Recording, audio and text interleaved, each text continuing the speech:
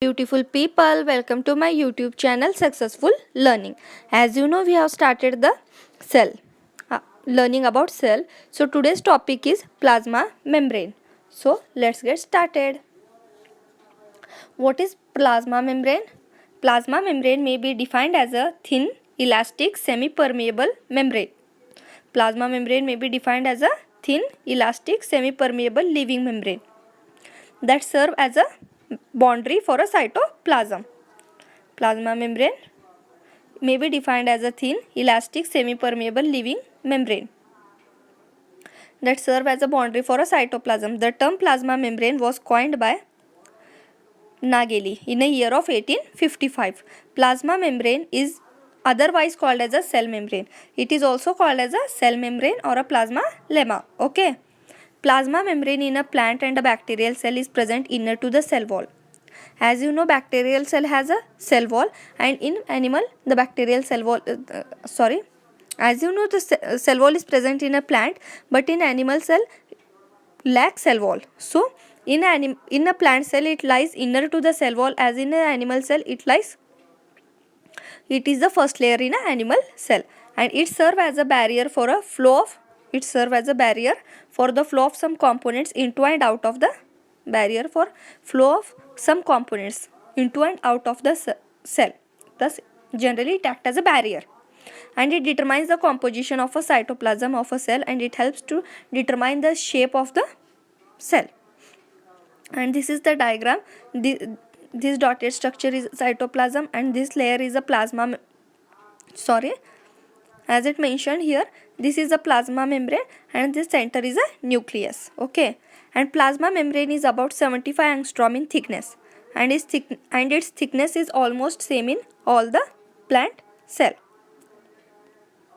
Okay, its thickness is almost same as its thickness is same in all the plant cell, animal cell, and other cell. Okay.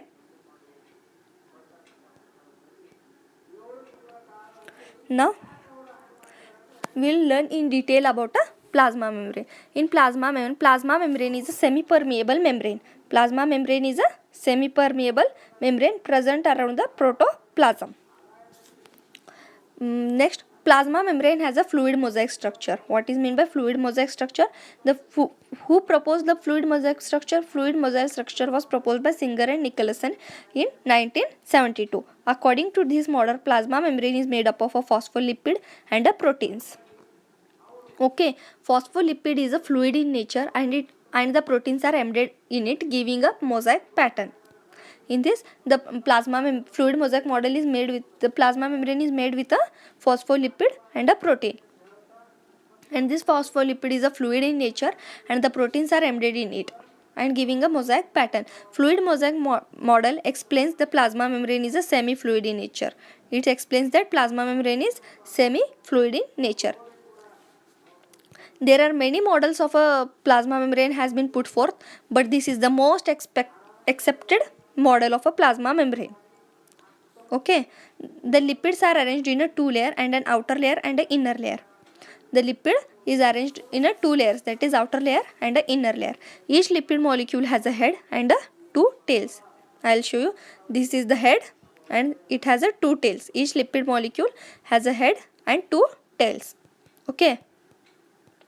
Each lipid molecule has a head and two tails. The head of a lipid is hydrophilic, water loving. The head of a lipid is a hydrophilic, water loving.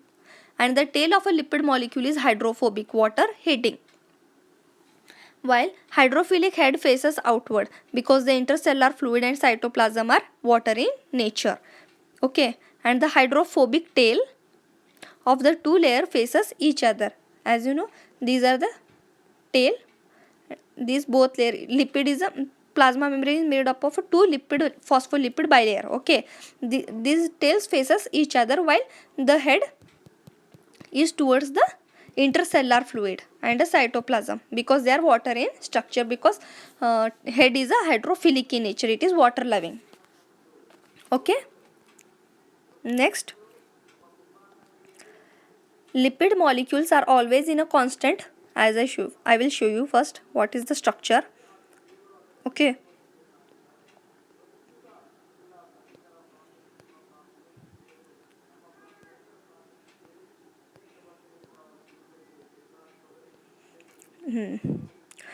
these two, sorry, these are a tails, all this, and this all round is a head, phospholipid, and this is called as a lipid bilayer, and this tail faces each other. Okay, done. Now look after this.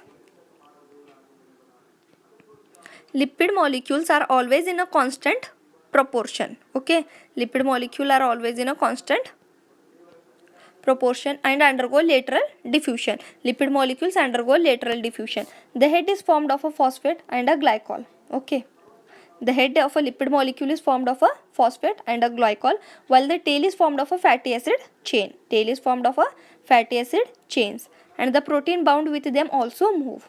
As you know, the phospholipid is a fluid in nature, and the proteins bounded with them also move along with the protein, along with the movement of a phospholipid. Protein molecules are a globular. They are of two types. Even the proteins are of two types, that is a peripheral protein and an integral protein. Peripheral proteins are arranged on the outer surface and loosely bound to the lipid. As you know, by hearing the name itself, you can understand what are the peripheral protein. These proteins are arranged on the outer surface and are loosely bound to the lipid molecule. They are absent from inner surface facing the protoplasm. These peripheral protein are absent in the inner layer, while the integral protein is deeply embedded and tightly bound to the lipid molecule. And the peripheral protein and the integral proteins are studied with a branched chain of a sugar on the outer surface. These are studied with the branched chain of sugars on the outer surface. Proteins which attaches sugars are called as a glycoproteins. The proteins which attach to the sugar chain is called as a glycoproteins, while the lipid which attached to the sugar are called as a glycolipid.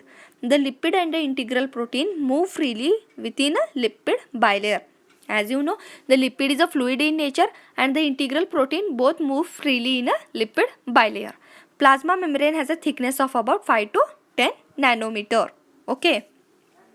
Plasma membrane has a thickness of about 5 to 10 nanometer. As you seen the structure, I'll show you once again. Sorry. As you know, this is the fluid mosaic model. You can see the intrinsic protein, peripheral protein. Yeah, this is a hydrophobic head, and these two layers, these are a tails, and this is the intrinsic protein because it is deeply embedded, while these all are a peripheral protein. This is a peripheral protein, this is a peripheral protein, and this phospholipid bilayer has a sterols.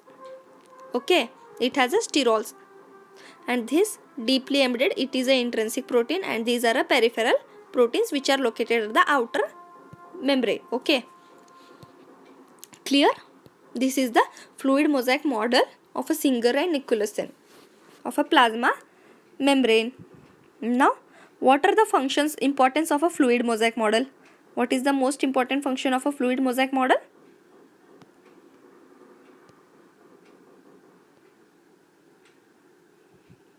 The most important function of a fluid mosaic model is it provides a bilayered structure to the plasma membrane. The cytoplasm and the intercellular fluid are watery, so the hydrophobic head orient towards the intercellular fluid and the cytoplasm as they are bilayer in structure.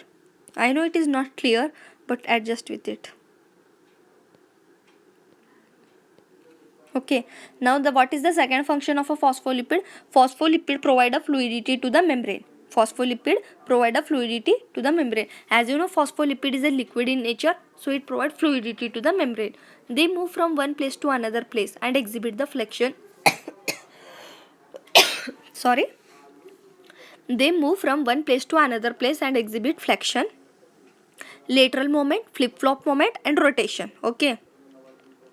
Plasma membrane can also form a vesicles located with a secretion product. Plasma membranes are also contain a vesicles which are filled with a secretory product. They transport product from cell organelles and plasma membrane. Sorry. They transport product, cell organelles and plasma membrane. The fluidity of a membrane helps it to bend and rejoin during phagocytosis, pinocytosis and exocytosis. The fluidity of a membrane helps it to bind and rejoins during a phagocytosis, pinocytosis, exocytosis.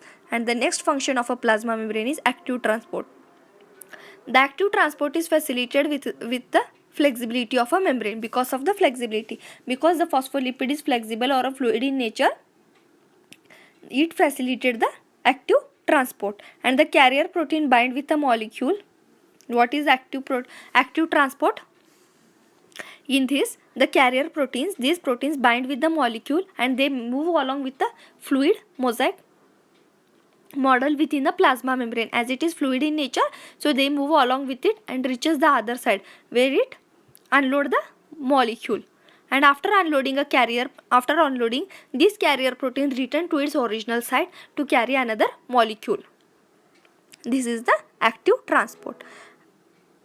And the fluidity permits the diffusion of a molecule. The fluidity also permits the diffusion of a molecule from one side of a membrane to the another side of a membrane. As you know, what is diffusion? Diffusion is a transport of a small ions molecules across the plasma through a semi-permeable membrane. So due to the fluid in nature, it permits the diffusion of a molecule from one side of a membrane to the another side. The fluidity of a plasma membrane is permeable to water molecules to move across the plasma membrane by osmosis. Due to the fluidity of a plasma membrane, water molecules can move across through the plasma membrane by the process called as osmosis. And the membrane protein functions as a channels. These membrane proteins functions as a channel for a passive transport of molecule. And these membrane protein functions as a pumps. Okay, they functions as coenzyme and enzyme.